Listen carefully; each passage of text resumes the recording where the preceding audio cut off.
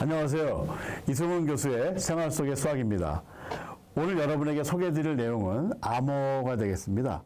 암호 중에서도 암호의 뜻과 그 다음에 암호의 예, 암호에 어떤 종류들이 있는지 소개해드리도록 하겠습니다. 자, 여기 맨 위에 보시는 게 암호가 될 텐데요. 자, 이런 암호들은 언제부터 사용했는지, 또 어떤 목적으로 사용했는지 좀 알아보고요.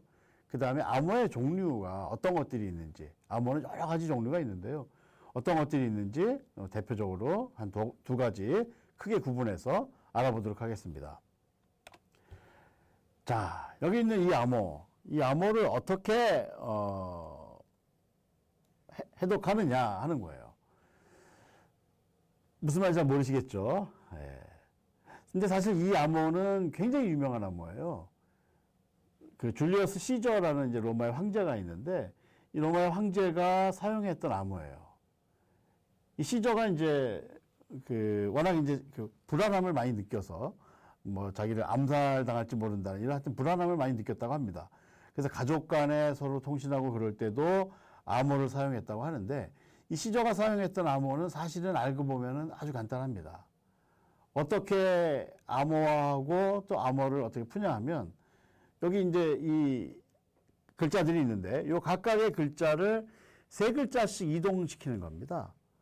그래서 여기 이제 E하고 H가 있지 않습니까? E, H가 있으면은 E를 세 글자 앞으로 당기는 거예요. 그러면은 E 전이 D고요.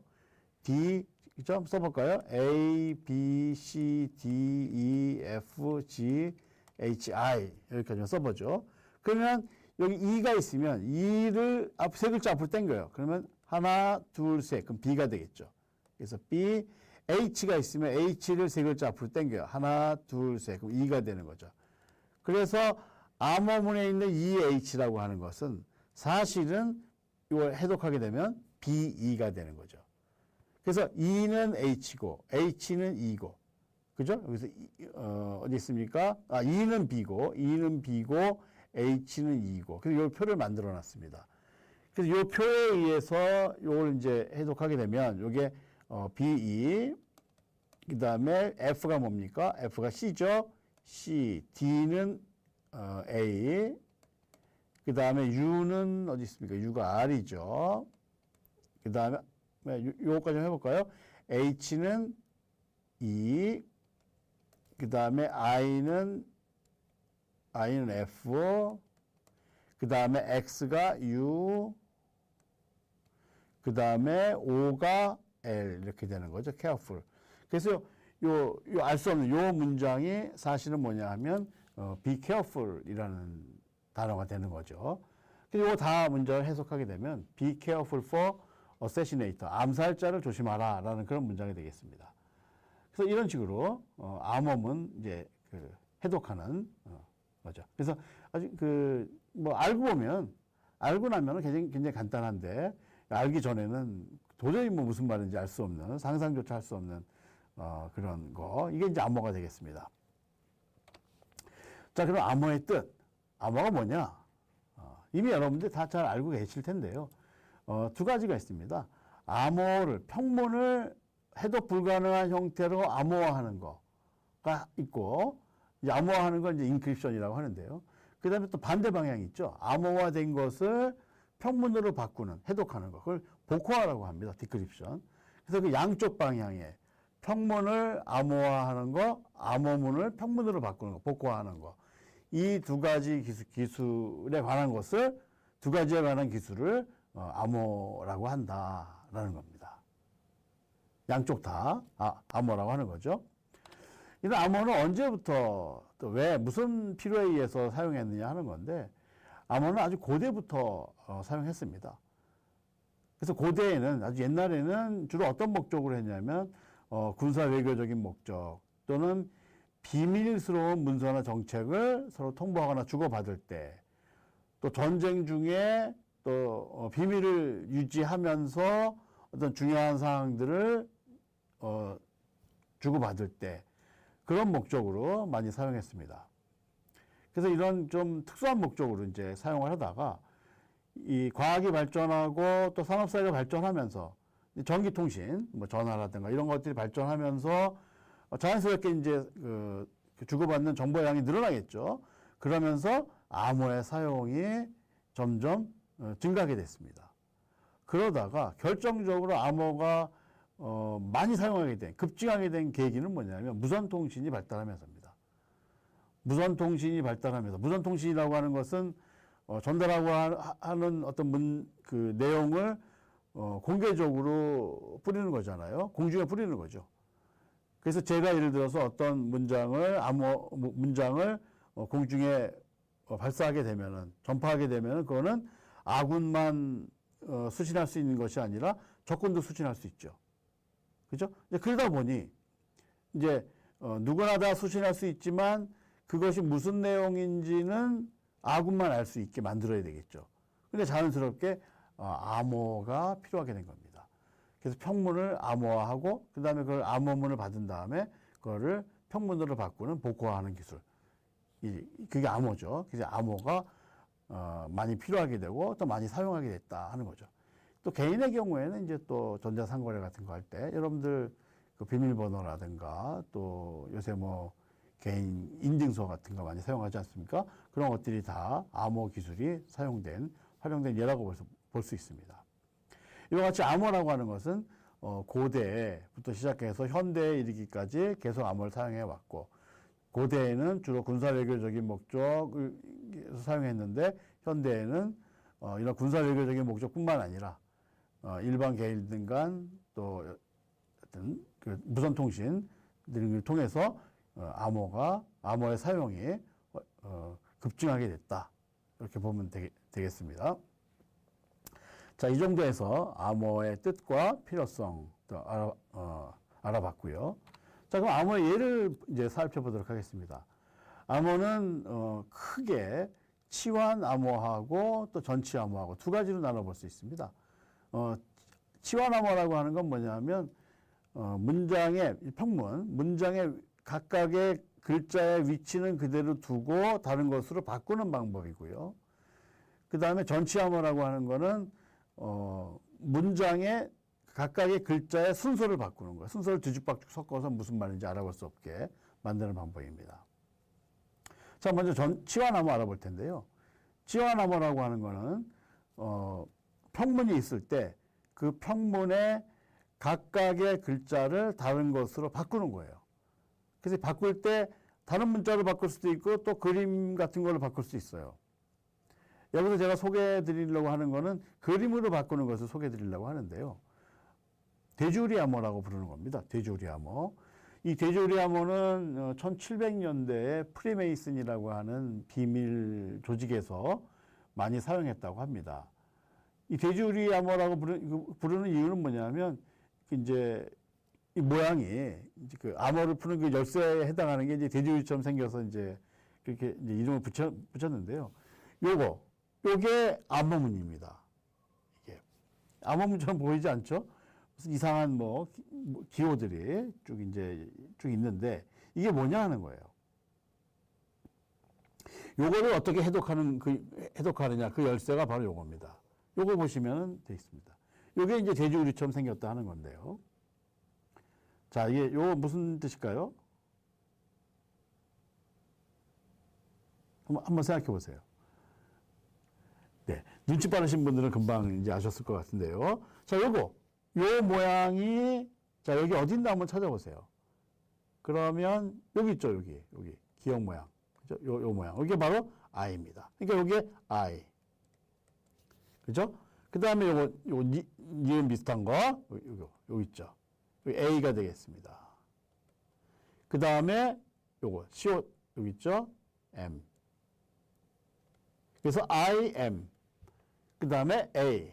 I am을 쭉 한번 제가 요걸 보고, 복호화 해보겠습니다. 그러면 요거, 니은, C, 그 다음에 요게 O, D,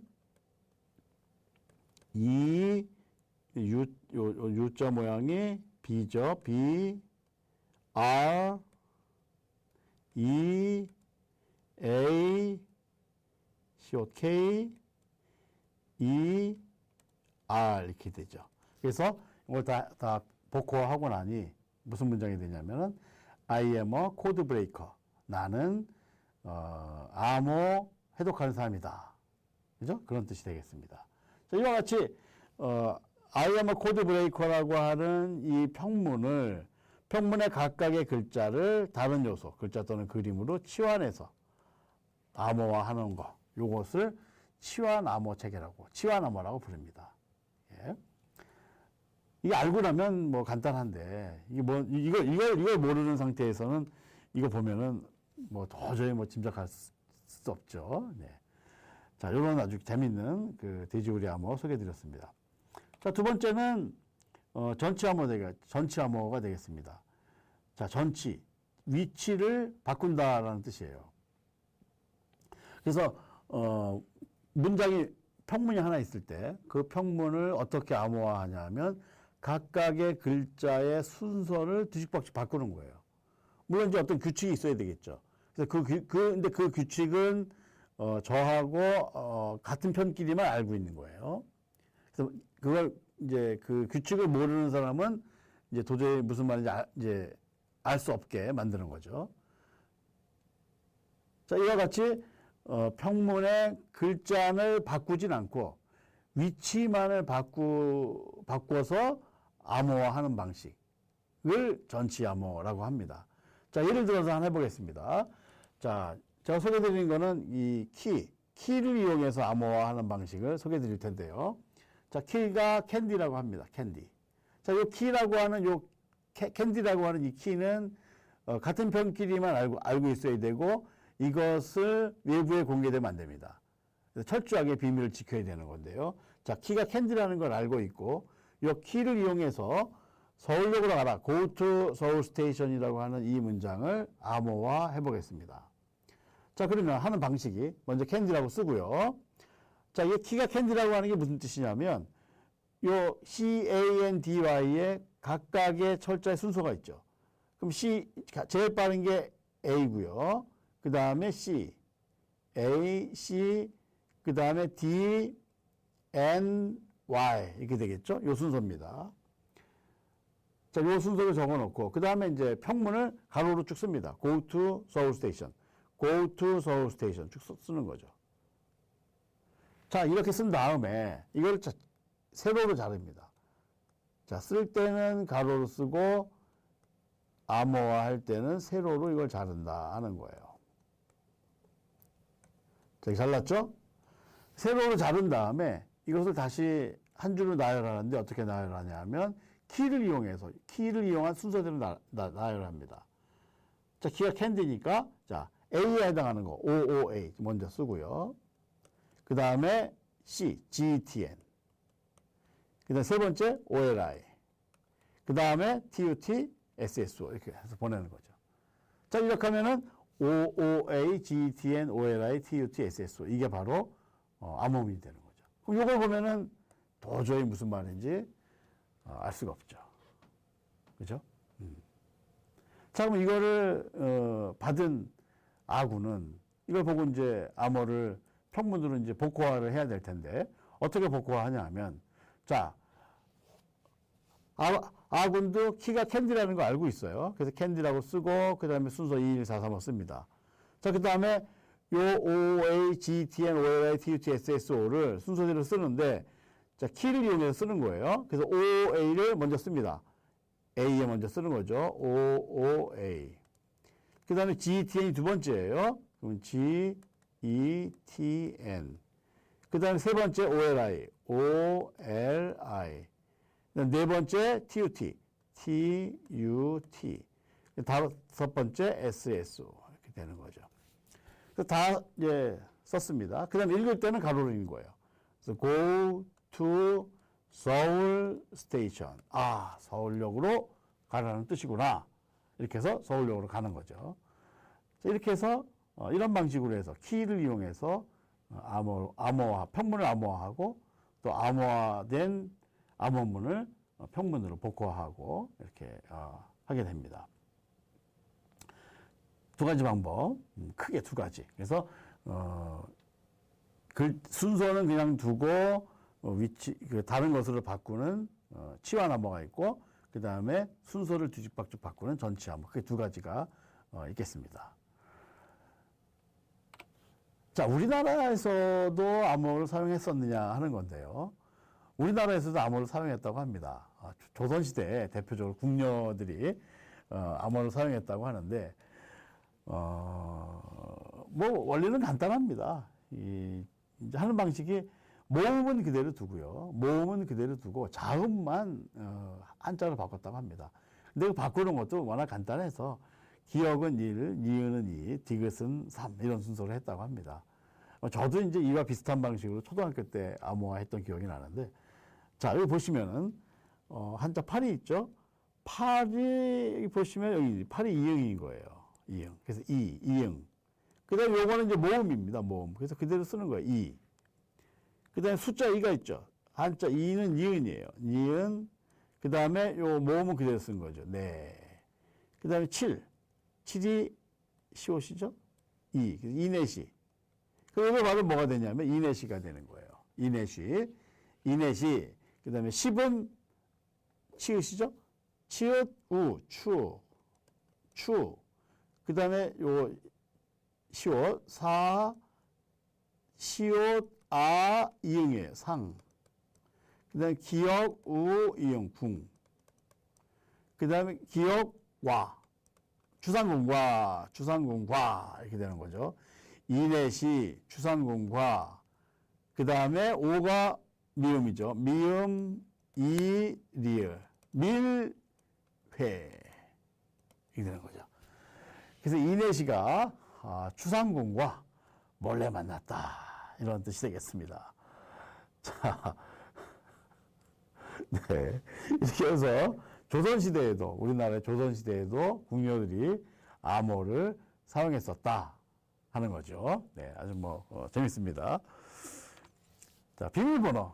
비밀번호 여러분들 많이 사용할 텐데요. 요즘은 이제 좀 바뀌었는데, 좀 옛날 얘기입니다. 2012년 얘기니까요. 2012년에 가장 많이 사용했던 비밀번호를 소개하려고 합니다. 1위부터 10위까지 있는데 10위는 베이스볼, 미국 얘기예요. 베이스볼, 야구. 근데 9위가 11111. 아주 귀찮은 거죠. 1만 그냥 이렇게 누릅니다. 그 다음에 8위가 드래곤, 7위가 렛미인, 나를 들어가게 해달라. 그렇죠? 들어가게, 렛미인. 좋습니다. 근데 6위 멍키, 5위 QWERTY. 이 QWERTY는 뭐냐면 그 컴퓨터 자판에 왼쪽 위에 있는 걸 순서대로 쭉 치는 거죠. QWERTY. 그 다음에 4위가 ABC 123. 또는 ABCD 1, 2, 3, 4. 이렇게. 3위가 1, 2, 3, 4, 5, 6, 7, 8. 2위가 1, 2, 3, 4, 5, 6. 갈수록 간단해지는 거예요. 대망의 1위는 패스워드였다고 합니다. 패스워드가 뭐냐? 패스워드다. 그죠? 패스워드가 뭐야? 패스워드야. 이렇게 되는 거죠. 네, 그래서 이런 비밀번호는 절대로 쓰시면 안 됩니다. 네, 너무 잘 알려진 것들이니까. 요즘은 이제 많이 바뀌었죠. 그래서 요즘은 여러 가지 쓰라고 하죠. 대문자도 써라. 또 숫자도 넣어라. 특수교도 넣어라. 이렇게 여러 가지 해서 좀 더 복잡하게 많이 만드는데 조금 귀찮으시더라도 다른 사람들이 도저히 짐작할 수 없는 그런 방식으로, 복잡한 방식으로, 여러분만 아는 그런 복잡한 방식으로 비밀번호를 만드는 것이 좋은 방법이 되겠습니다. 네, 그래서 마무리하겠습니다. 그래서 오늘 암호에 의해 어떤 것들인지 살펴봤고요. 또 특별히 치환 암호와 또 전치 암호 두 가지 예를 통해서 알아봤습니다. 네, 암호 평소에 여러분들 좀 많이 궁금하셨을 텐데요. 궁금증이 조금 해소되셨으면 좋겠다는 바람입니다. 네, 그럼 오늘 암호에 대한 얘기 여기까지 하겠습니다. 감사합니다.